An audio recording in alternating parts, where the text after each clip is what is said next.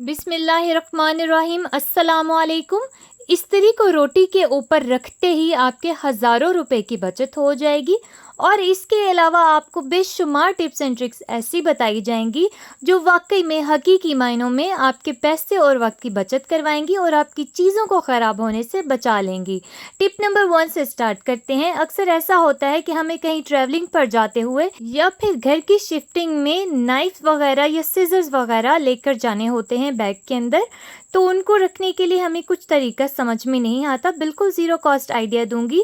आप इस तरह से कोई भी न्यूज़पेपर ले लीजिए और उसको बिल्कुल इस तरह से ट्रायंगुलर फॉर्म में फोल्ड कर दीजिए। पहले ये देखिए इस तरीके से उसकी शेप आ जाएगी। बिल्कुल पहले उसको फोल्ड कर दीजिए और फिर उसको ट्रायंगल बना लीजिए। अगर आपके पास अखबार नहीं है तो यही काम आप किसी भी किस्म के रफ़ कागज़ की मदद से भी कर सकते हैं, और अगर रफ़ कागज़ भी नहीं है तो किसी भी पॉलीथीन बैग से भी ले सकते हैं ये काम। सीजर को आप इसके अंदर रखेंगे, इसकी एक पॉकेट से तैयार हो जाएगी जिसको आप ऊपर वाले कोने से फोल्ड करते जाएंगे तो पॉकेट बन जाएगी। उसके बाद आप इसको इस तरह से फोल्ड करते जाएंगे जैसे मैं आपको वीडियो में करके दिखा रही हूँ। उसके बाद आप इसको इतने अच्छे तरीके से फोल्ड कीजिएगा कि ये बिल्कुल एक प्रॉपर इसका कवर सा तैयार हो जाएगा जो इसको गिरने से भी बचाएगा और साथ ही साथ आपके बैग या आपकी चीज़ों को डैमेज भी नहीं करेगा।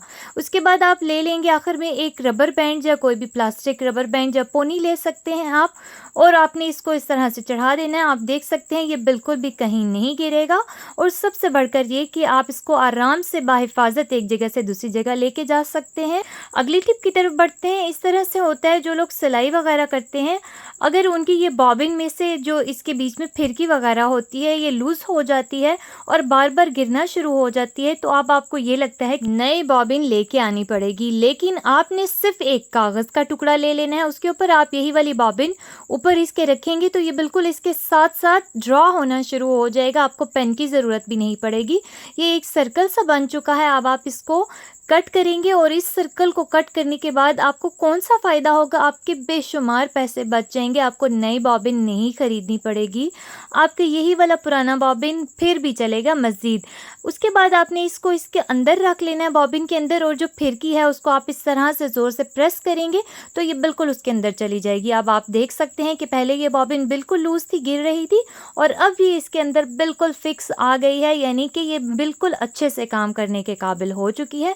अब ये इसके अंदर से नहीं गिरेगी, ये देख लीजिए आप, ये बिल्कुल नहीं गिरेगी। एक बार ज़रूर ट्राई कीजिएगा ये वाला टिप। मेरी ये वाली टिप आप लोगों को बहुत ज़्यादा पसंद आएगी और आपकी बहुत ज़्यादा बचत होने वाली है पैसों की।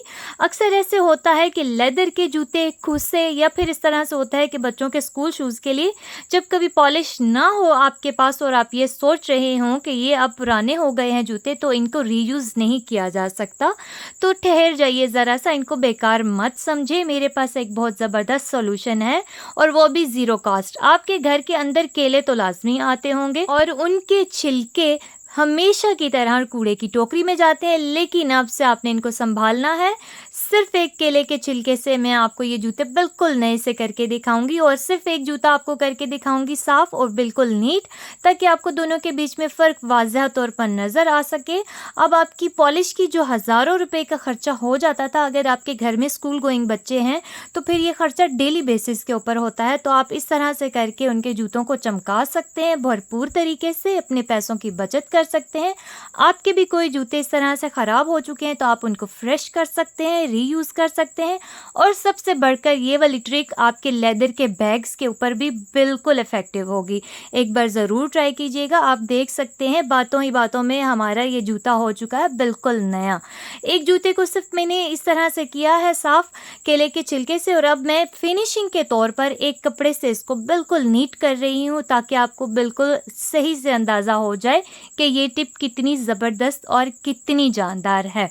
आप देख सकते हैं आपके सामने मैंने इसको लाइव रिजल्ट्स के तौर पर करके दिखाया है, और आप देखिए कि दोनों के बीच में से क्या डिफरेंस आ गया है। बेहतरीन हो चुका है जूता, जो बिल्कुल पुराना हो चुका था, चमक खो बैठा था, फिर से नया हो चुका है और इस्तेमाल के काबिल हो चुका है। आपको अगर ये वीडियो अच्छी लग रही हो तो प्लीज़ एक लाइक कर दीजिएगा। अब मैं आपको बताती हूँ कि आपने इस केले के छिलके को स्टोर कैसे करना है। आपके जहन में ज़रूर यही सवाल होगा कि अगर केले के छिलके को इतने ज़्यादा टाइम तक रखेंगे तो वो ख़राब हो जाएगा। आप केले के छिलके को इस तरह छोटे-छोटे पीसेज़ में कट करें और सिंपली इनको किसी पॉलीथीन बैग के अंदर डालकर फ्रीज़र में रख दीजिए। तो आपको जब भी किसी जूते को पॉलिश करना हो तो ये वाली पॉलिश आप निकालिए और अपने जूतों को चमका लीजिए। मेरी ये वाली टिप भी बहुत ज़्यादा अमेजिंग होगी, होपफुली आपको बहुत पसंद आएगी। फ्रूट्स, कोई भी फ्रूट हो आपके घर में आया हो, 2 दिन पुराना हो, उसके छिलके सख्त हो चुके हों और आपको ये लग रहा हो कि अब ये इतना न्यूट्रिशन नहीं रहा, इसको फेंकने लगे हों, तो सिर्फ एक काम कर लीजिएगा। उससे पहले आप बिल्कुल ठंडा पानी ले लीजिएगा, फ्रिज का बिल्कुल ठंडा यख पानी लेना है आपने। उसको आप डाल दें एक बाउल के अंदर और उसके बाद आप ये वाला फ्रूट, कोई भी फ्रूट हो सकता है, ज़रूरी नहीं कि यही हो, कोई भी फ्रूट हो, आप इसके अंदर पानी के अंदर डालकर सिर्फ 10 मिनट के लिए छोड़ दीजिए।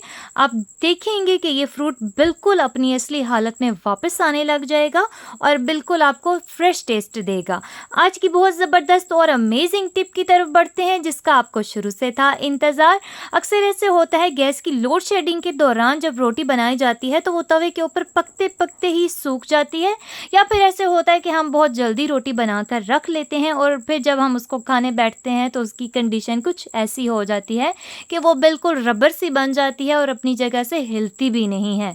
तो खाना तो बहुत ज़्यादा मुश्किल हो जाता है इसको। तो आपको आज ऐसी ज़बरदस्त और मुफीद टिप बताऊंगी कि आपके पैसे भी बचेंगे और आपको फ्रेश रोटी भी मिलेगी खाने के लिए। तो बिल्कुल परेशान मत होइएगा आज के बाद कि गैस चली गई है तो क्या करेंगे। आपने सिर्फ इतना सा काम करना है, जो रोटी आपने खानी है उसको आपने गर्म करना है या उसको फ्रेश करना है।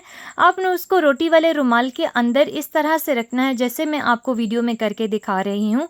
उसके अंदर आप रोटी रख लेंगे और उसको ऊपर से इसी तरह से उसी रुमाल के साथ ढाँप देंगे और उसके बाद आप इस्त्री को चला लेंगे। पहले आप इस्त्री को थोड़ा सा फुल पर रखिएगा ताकि वो हल्की सी गर्म हो जाए, और जब रोटी हल्की सी गर्म होना शुरू हो जाए तो फिर आपने उसकी स्पीड को कम कर लेना है। जो रोटी रुमाल के अंदर है आपने अब इसके ऊपर अच्छे तरीके से प्रेस करना शुरू कर देनी है इस्त्री को ऑन करके।